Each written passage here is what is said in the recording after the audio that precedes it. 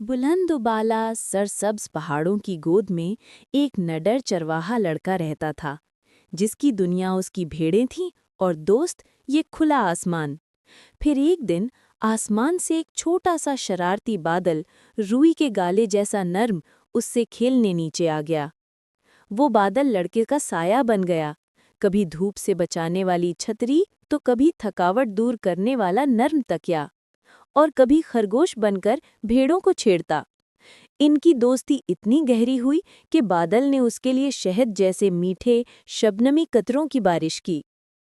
मगर फिर आसमान पर एक हसद करने वाला गरजता हुआ तूफान नमूदार हुआ, और उसने तेज हवाओं से उसके नन्हे दोस्त को दूर, बहुत दूर उड़ा दिया। लेकिन लड़के ने हिम्मत नहीं हारी। वो सबसे ऊंची चोटी पर चढ़ा और अपनी बांसुरी से दोस्ती की वो धुन बजाई जो सिर्फ उनका दिल जानता था। ये धुन सुनकर उसका दोस्त लौट आया, मगर अकेला नहीं, बल्कि अपने जैसे हजारों बादलों की फौज लेकर, जिन्होंने मिलकर उस तूफान को भगा दिया। और फिर खुशी में ऐसी बारिश हुई जो किसी ने न देखी थी, चमकती हुई क्रिस्टल जैसी मीठी टॉफियों की बारिश। मगर ये क्या? अचानक उसका दोस्त बादल अपने रंग खोने लगा और देखते ही देखते बिल्कुल सुरमई हो गया। लड़के ने परेशानी से पूछा, दोस्त तुम्हें क्या हुआ?